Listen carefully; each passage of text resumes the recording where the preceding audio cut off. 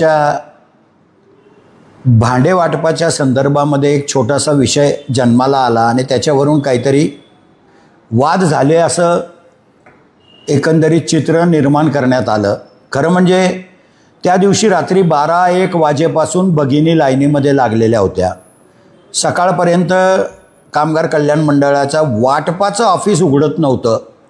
असंख्य लोकांनी मला मी मुंबईमध्ये असताना फोन केले आणि शेवटी मग मी सांगितलं मुंबईहून शिवसेनेच्या जिल्हा प्रमुखाला की तुम्ही तिथं जा आणि वाटायला काय अडचणी आहेत त्याच्याप्रमाणे लोकांना न्याय मिळवून द्या।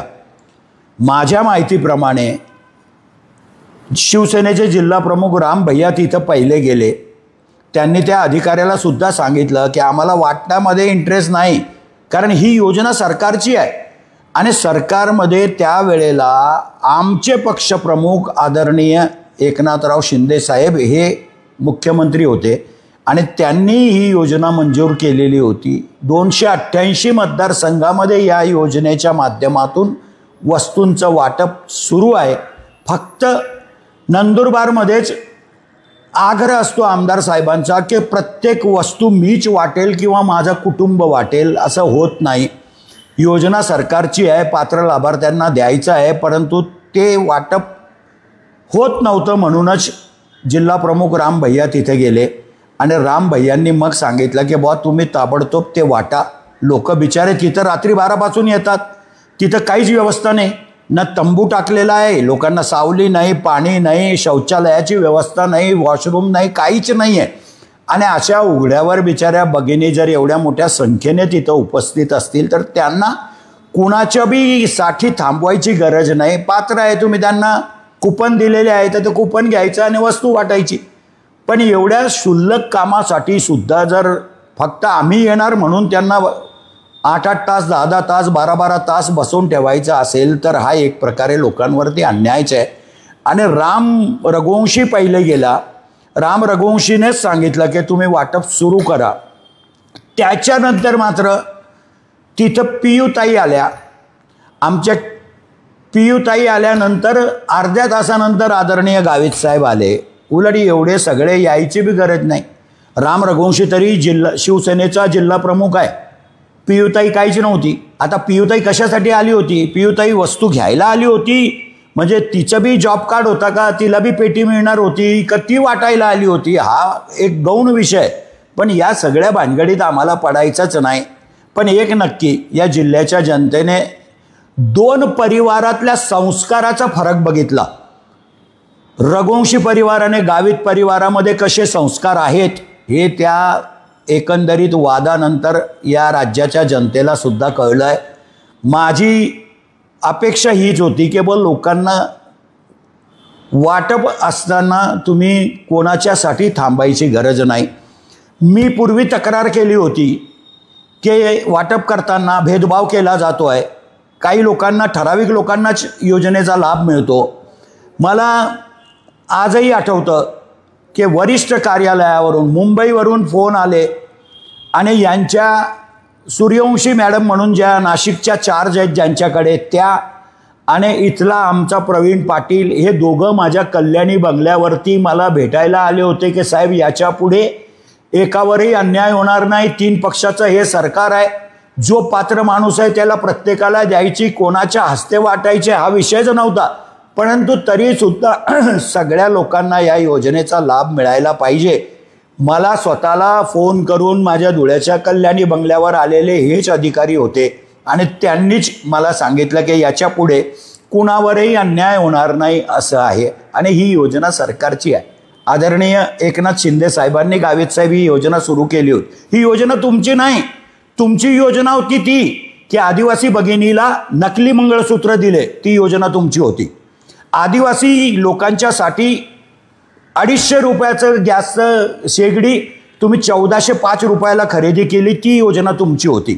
आदिवासींनाच खावटी कर्जाच्या रूपाने 2000 रुपयाचा किराणा 4000 रुपयामध्ये दिला, ती योजना तुमची होती। आदिवासींना निकृष्ट दर्जाच्या शेळ्या मेंढ्या वाटप करण्यात आल्या, ज्या 1 महिन्याच्या वर त्यांच्याकडे टिकल्या नाहीत, जाऊन त्याचं ऑडिट करा वाटल्यास, लोकही तुम्हाला सांगतील, ती योजना तुमची होती। आत्ताही आदिवासींना गायी वाटप केल्या. मी तुम्हाला चॅलेंज देतो, चला आपण दोघं आणि सरकारी यंत्रणा बी घ्या, किती गायी शिल्लक आहेत. तिथं गायीचे नाही, 20-20 हजार रुपये कुठल्या तरी लोकप्रतिनिधीने बी प्रत्येक गायीमध्ये पैसे घेतले. प्रसंगी त्या आदिवासी लाभार्थ्याला गायच दिली नाही आणि 10-20 हजार त्याच्या हातात देऊन टाकले, त्याच्याकडनं पोचपावती घेऊन टाकली. आजही 50% गायी नाही शिल्लक आपल्या जिल्ह्यामध्ये, आणि ती योजना बी तुमची होती. अशा भ्रष्टाचाराच्या योजना आम्ही तक्रार केली. आम्ही जर तक्रार करतो आणि ती योजना जर बंद होते, याचाच अर्थ ती योजना फॉल्टी होती किंवा तिच्यात भ्रष्टाचार होता. नाही तर आम्ही तक्रार केल्यावर योजना बंद व्हायलाच नको, पण आम्ही तिथं तक्रार करतो जिथं भ्रष्टाचार होत असेल. तुम्ही सगळ्या योजना आणल्या गावित साहेब असं म्हणणं अत्यंत चुकीचं आहे. योजना सरकारच्याच असतात आणि राम रघुवंशीने सुद्धा तेच सांगितलं त्या दिवशी की आमदार जरी घरी असला, कुठला आमदार जरी चालला गेला तरी सुद्धा योजना चालू असते, लोकांना लाभ मिळत असतात. पण तुम्ही तुमच्या समोर असलेला तो मुलगा बघून तुम्ही अत्यंत म्हणजे संस्कृतीहीन त्याच्याशी बोलत होते. हे तुमचं तुम्हाला लाख प्रणाम.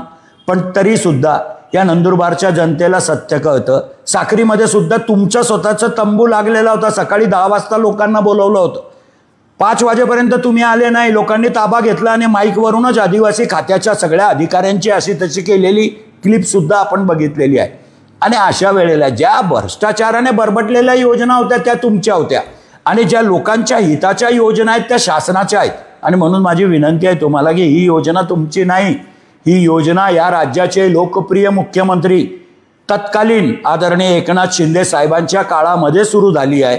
त्यांनीच लाडक्या बहिणीची योजना आणली, त्यांनीच वृद्धापकालीन माणसांच्यासाठी योजना आणली, त्यांनीच तीर्थदर्शनाच्या योजना आणल्या. लोककल्याणाच्या सगळ्या योजना या आदरणीय एकनाथ शिंदे साहेबांनी आणल्या आणि भ्रष्टाचाराच्या सर्व योजना त्या आदिवासी खात्याच्या माध्यमातून तुम्ही आणल्या. तुम्ही म्हणतात की सगळ्या योजना मी आणल्या. नाही, या जिल्ह्यामध्ये सर्वात जास्त भ्रष्टाचार करणारा जर कोणी लोकप्रतिनिधी असेल तर त्याची ख्याती तुमचीच आहे आणि हे तुम्हाला सुद्धा माहिती आहे. माझा साधा प्रश्न एकच तुम्हाला, गावित साहेब, सगळ्या योजना तुम्ही आणल्या, एवढं लोकाभिमुख तुम्ही काम करतात, तुमचं कुटुंब लोकांसाठी जीवाचं रान करताय. सकाळी 7 वाजल्यापासून तुमच्याकडे लाईन असते आणि तुम्ही लोकांचे प्रश्न दूर करतात आहे. असं असताना तुमच्याकडनं आदिवासी खातं का काढलं, तुम्हाला मंत्रिपदावरून का हाकललं, याचं उत्तर जर तुम्ही या जिल्ह्याच्या जनतेला दिलं तर मी पण तुमचा आभारी राहील आणि जिल्ह्याची जनता बी आभारी राहील. हे राजकारण करायची वेळ नाही. तुम्ही काही आता आदिवासीच्या जमिनी आम्ही बळकावल्या, हे बळकावल्या, ठीक आहे, पुरावे आहेत, कायदा आहे, कायद्याचं राज्य आहे. भारतरत्न डॉक्टर बाबासाहेब आंबेडकरांनी घटना लिहिली आहे, तिच्यामध्ये तुम्हाला मला सर्वांना सारखे अधिकार आहे. त्या घटनेमध्ये ठरवून दिलेलं आहे कुठं गेलं पाहिजे. कुठंही तक्रारी करा, कुठलीही माझ्या जमिनी खरेदीमध्ये सुद्धा जर अनियमितता असेल, भ्रष्टाचार असेल किंवा मी पैसे न देता अतिक्रमण केलं असेल तर ती जमीन शासनच काढून टाकेल. आणि शासन राज्य तुमचं आहे. 20 वर्ष कॅबिनेट मंत्री राहिलेला आमचा नेता तेव्हा काय करत होता मग, आणि आता फक्त आरोप करायचे, लोकांमध्ये दिशाभूल करायचे, आदिवासी बिगर आदिवासी असा वाद स्वतःच्या राजकीय स्वार्थासाठी निर्माण करायचा, हे चित्र बरोबर नाही, या जिल्ह्याला न शोभणार आहे. भविष्यामध्ये तरी तुम्ही याच्यातून बोध घ्याल अशी अपेक्षा व्यक्त करतो. पियुताई कशासाठी आली होती याचा बी खुलासा तुम्ही केला पाहिजे, कारण आमदारांना अधिकार आहे. मग पियुताईचं काय काम होतं. माझा मुलगा तरी राम रघुवंशी जिल्ह्याचा प्रमुख आहे शिवसेनेचा, पण पियुताई कशाला आली. एक भगिनी ती अजून तिथं रुबाब करत होती. ती भगिनी कोण होती, तिचा काय संबंध लोकांना हाकलायचा, शटअप करायचा, काय काय संबंध, काय तुमच्या संपूर्ण कुटुंबाचा सातबारा नंदुरबार तालुक्याला आहे का. नाही, शेवटी तुम्ही बी मर्यादा पाळल्या पाहिजेत अशी अपेक्षा आमची बी तुमच्याकडनं आहे आणि भविष्यामध्ये अशा चुका आपल्या हातून सुद्धा घडणार नाहीत अशी अपेक्षा व्यक्त करतो. आणि याच्या पुढं माझी अधिकाऱ्यांना सुद्धा मी मुद्दामून हे प्रवीण पाटीलांना बोलवून घेतलंय की ते बी सांगतील की चंद्रकांत रघुवंशीच्या धुळ्याच्या कल्याणी बंगल्यावर वरिष्ठ अधिकाऱ्यांसह ते भेटायला मला आले होते की नाही. माझं म्हणणं त्यांनी ऐकून घेतलं आणि त्याच्याप्रमाणेच या योजनेचा लाभ सर्व लाभार्थ्यांना मिळतोय. ही वस्तुस्थिती आहे आणि म्हणूनच मी प्रवीण पाटलांना सुद्धा बोलवलं आहे. याच्या पुढे जर तुम्ही लोकांना रेंगाळत ठेवलं आणि 4-4, 5-5 तास जर असे बिचारे गरीब लोक बसून राहिले तर ते आम्ही खपवून घेणार नाही हे सांगायलाच प्रवीण पाटलांना सुद्धा इथं बोलवलंय. मग शिवसेनेच्या स्टाईलमध्ये त्या गरिबांना वाटप करायचं काम आमचं आहे. जे होईल ते होईल. आम्ही आमच्या हाताने वाटलं पाहिजे असं नाही, प्रवीण पाटलाने बी वाटलं तरी चालतील आम्हाला. फक्त त्या माणसाला त्याचा लाभ त्याच वेळेला दिला पाहिजे. तो त्याचा अधिकार आहे. तुम्ही त्याच्यावरती उपकार करत नाही, पण त्यांना 12-12 तास थांबावं लागतं आणि ही वस्तुस्थिती आहे. मी प्रवीण पाटलांना सुद्धा इकडे बोलवतो की तुम्ही इकडे यावं आणि इमानदारीने सांगा की वरिष्ठ अधिकारी तुमच्या सूर्यवंशी म्हणून मॅडम होत्या त्या आणि तुम्ही माझ्या धुळ्याच्या बंगल्यावर मला भेटायला आले होते की नाही?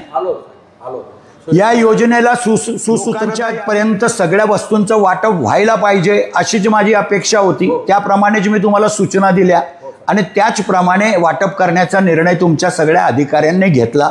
मी तेव्हाही सांगितलं होतं की माझ्या हस्ते मला वाटायचं नाही, कारण या राज्याच्या मुख्यमंत्र्याची योजना आहे. मग काय पूर्ण महाराष्ट्र मुख्यमंत्री वाटायला जातील का? नाही. शेवटी वाटायचं काम हे लोकांचं आहे. अधिकाऱ्यांनी वाटलं पाहिजे खरं म्हणजे, पण इथं लोकप्रतिनिधी येत असतील तरी आम्हाला काही हरकत नव्हती. पण 3 पक्षाचं सरकार असताना कोणावरही अन्याय व्हायला नको हे मी तुम्हाला पहिल्याच दिवशी सांगितलं. आणि लोकांना ताटकळत ठेवू नका, लोकांना लवकरात लवकर लाभ द्या. याच्यासाठी तुम्ही माझ्या बंगल्यावरती वरिष्ठ अधिकाऱ्यांच्या सह आले होते. हे खरं आहे का खोटं आहे? आता 50,000ची तुम्ही 50,000च्या लाभार्थ्यांची यादी वाढवून घ्यावी असं तुमचं एक कोणीतरी कारकून तिथं बोलत होतं असं मला वाटतं. कोण होतं ते? कारकूनच आहेत का तुमच्या विभागाचे? त्यांनी तुम्हाला ऑफिशियली बोलायला लावलं ना तिथं की पाटील साहेब 50,000 लाभार्थ्यांची परत साहेबांनी प्रस्ताव पाठवलेला आहे. कारकून होता का तो? शेखर पाटील होते. शेखर पाटील होते. कोण आहे ते? पूर्वी त्यांच्याकडे होत आहे. एक महिना त्यांच्याकडे काम होतं कंपनीचं. वाटप करणारी एजन्सी आहे ना ती? वाटप करणारी एजन्सीचं होतं. माझ्या पहिले म्हणजे मध्यंतरी तो एक करत होता. पण ते असं जसं तुमच्या विभागाचे कारकून आहेत असं त्यांना पूर्ण माहिती होती आणि ते काल सांगत होते काहीतरी. योजना सर्वांसाठी आहे, योजना सरकारची आहे. मी मुद्दामून या प्रवीण पाटील साहेबांना सुद्धा बोलवलं की बाबा जे घडलं ते लोकांसमोर आलं पाहिजे आणि आमची अपेक्षा हीच आहे की याच्या पुढे सुद्धा जो पात्र लाभार्थी आहे तो कोणत्या बी पक्षाचा असो त्याला सर्व योजनेचा लाभ मिळायलाच पाहिजे. आणि मी सांगितलं ते पूर्वीचं की कोणत्या योजना गावित साहेबाच्या होत्या त्याबद्दल सुद्धा गावित साहेबांनी खुलासा केला पाहिजे. माझी परत गावित साहेबांना विनंती आहे की तुम्हाला मंत्रिपदावरून का काढलं याचा खुलासा नंदुरबार जिल्ह्याच्या जनतेला करा. धन्यवाद. जय हिंद, जय महाराष्ट्र.